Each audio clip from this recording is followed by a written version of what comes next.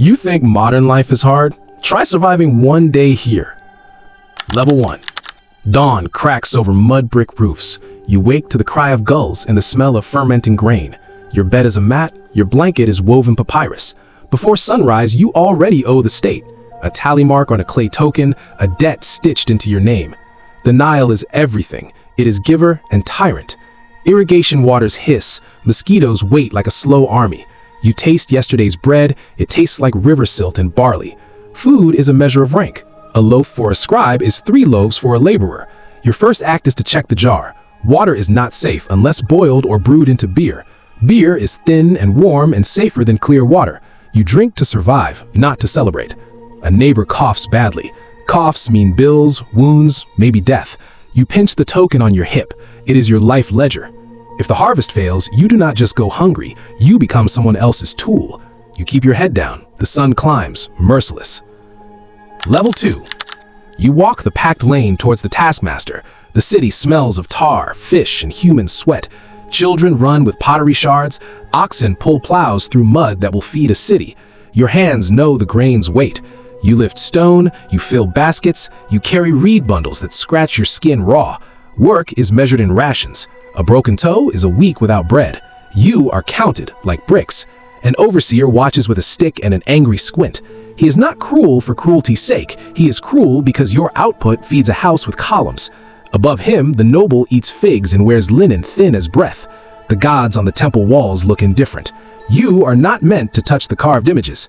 Priests move like shadows with scented oils.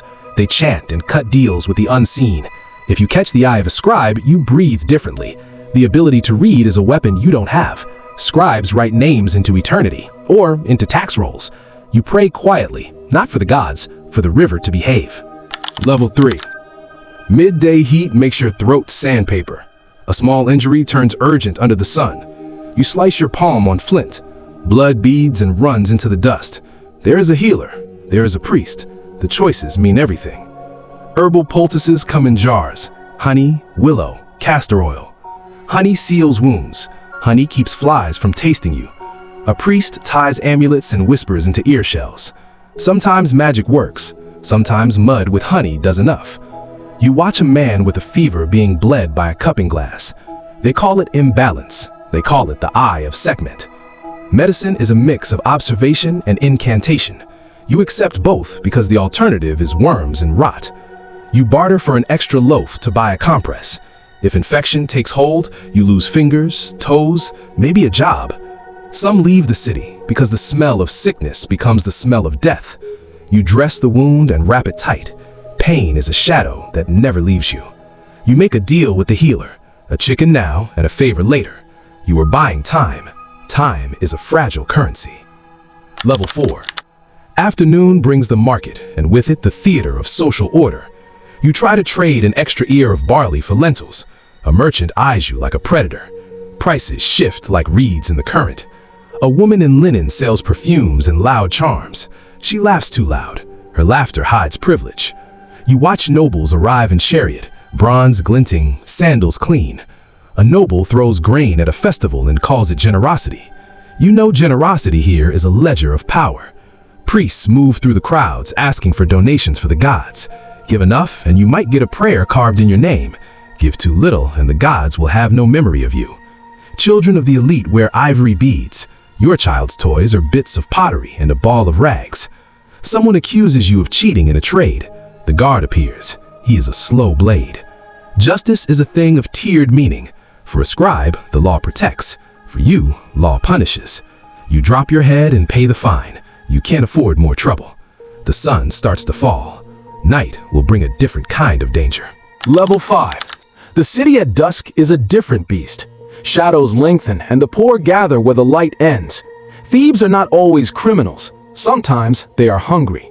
A slave is a visible object, not a person. You learn the look, blank, resigned, trained. If you owe too much, you might be sold, or your family might. Children can be taken as labor in distant quarries. You hear a rumor of famine upstream.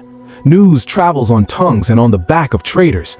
Famine changes conversations into plans of escape. There is talk of moving south, of following the Nile like an animal scent. But where would you go? The river feeds everyone. You think of the tombs on the horizon, cold stone holding the elite in perfect linen. Burial is a luxury. A shroud takes planning and wealth. If you die tonight, your body will be eaten by jackals or wrapped by those who can afford incense. You shelter in a narrow alley and count your breaths. Night is thick, light is rare. A single lamp could be the difference between being seen and being sold. Level 6. Midnight smells of mold and river rot. You cannot sleep because dreams are dangerous. Dreams carry ideas that could lead to rebellion or to madness. You climb a low wall and watch the temple silhouette. The unseen priests perform rites to keep the Nile predictable. You think of the afterlife, the field of reeds, a promise carved in spells. You have nothing to bury you with but clay and prayers. The idea of immortality feels like mockery. You tuck your wound under your arm and whisper to the night. If you survive until dawn, you will be counted again. If you do not, your name will vanish in the tax ledger. You think of the future like a closed door. Maybe your child will learn to read. Maybe your grandchild will wear linen that doesn't itch. But the city devours hope like it devours barley, slowly, efficiently. You stand and walk. You avoid a patrol. A dog barks. Someone weeps. You make one small decision, to trade the last of your barley for seeds. Planting today could be a table tomorrow, or it could be a gamble that costs you a night's shelter. You plant. The seed is tiny, a single promise.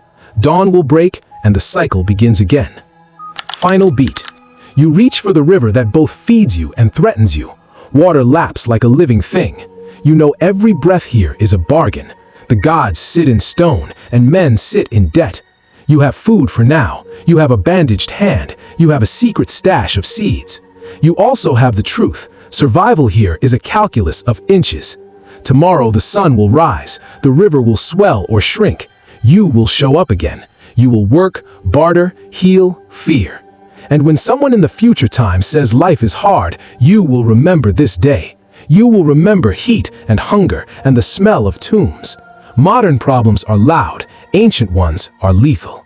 You survived one day. That counts for now.